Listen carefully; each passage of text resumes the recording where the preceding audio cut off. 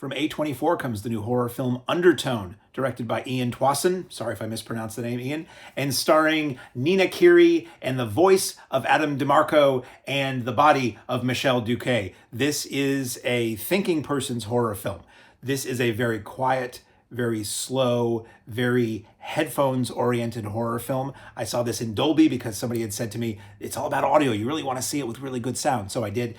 And I was rather bored by it, unfortunately. The story, not going to tell you the whole story. The story is a woman is looking after her mother, the woman being Nina Kiri, the mother being Michèle Duquet, and her mother is basically mostly non-responsive, more or less in a hospice situation, and this young woman has come back home to look after her, and late at night, she gets on the line with her friend who is in, I believe, London or in England overseas for a time that mutually works between the US and overseas to record a podcast that is about true crime or paranormal or natural phenomenon or supernatural phenomenon. And she is the skeptic of the duo. So he brings her these stories, these cases, and she tries to come up with an explanation for them. So the basic nugget of this film is somebody has sent them an email with a series of, I believe, 10 audio files that they're going to play through and listen to and see what they think and what's going on, because this guy had been recording his girlfriend sleeping because she was talking in her sleep. And then over the subsequent recordings, she starts saying weird things start happening, and on and on and on. And our two podcast hosts are there to try to figure out, is this real, is this not?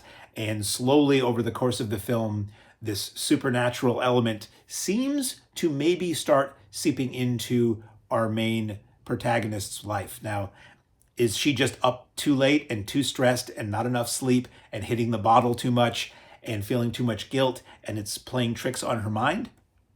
Or is something really happening? Did these audio recordings, like the ring tape, unleash something into the world and her world? That's what Undertone will tell you by the end of the film. So I'm up for A24. A24 is, to me, always a big roll of the dice. It can either mean really solid, high quality, or it can mean art wank. And this sort of, for me, fell sort of in the middle of that. I won't say it wasn't well made, because it was. It's a very small cast. Most of the time, you're only seeing Nina Kiri on screen, and you might be hearing another voice. The mother you see a little bit, but she is pretty much laying in bed the entire time. And I don't know that there are many, if any, other actors you see on screen. It's really audio that is playing with your head. It is, in a way, an element of this is like audio found footage, because you're listening to these recordings and reacting to them. And like found footage, and what I don't like about found footage, which is pretty much everything, it has the characters recording things when they wouldn't logically be doing that. Like recordings that start way, way, way too early or go way, way, way too long to conveniently include things for the narrative that in the real world, if you were recording your girlfriend sleeping, you probably wouldn't start that recording until after she was already asleep or just before you went to sleep or whatever. And it stretches reality a little here and there. And I know that's weird to say about a supernatural horror movie. So it does play on loud noises sometimes. There are a couple jump scares in this, but mostly it is just this slow, quiet sense of dread that it has or attempts to have throughout the film.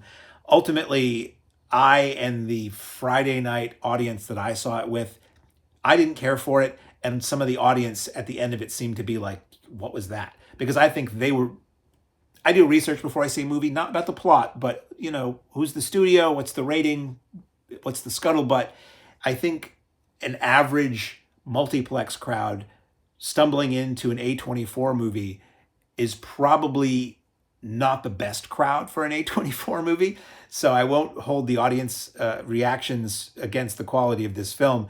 I felt like this film would have, first of all, as I always say, kudos to the filmmakers and cast. To get a film together is a feat. To get a film completed is a feat. To get a film released, let alone by A24, that's an achievement. So congratulations to the filmmakers for getting their film in theaters. I know this will find an audience that loves it. It just wasn't me. And the film, to me, when it was said and done, I felt like it would have worked a lot better as an audio drama, where you could have been listening with headphones or earbuds or whatever and hear those sounds around you and put yourself really in that person's shoes. and hear those audio recordings like she does right in your ears and be kind of spooked and creeped out by it, I think it would be far more successful in that form than a feature film or as a stage play. I think it would have, because it's such a limited location, it's really the bedroom of this woman's mother and the dining room she has her laptop set up in. That's pretty much the only places you see in the film.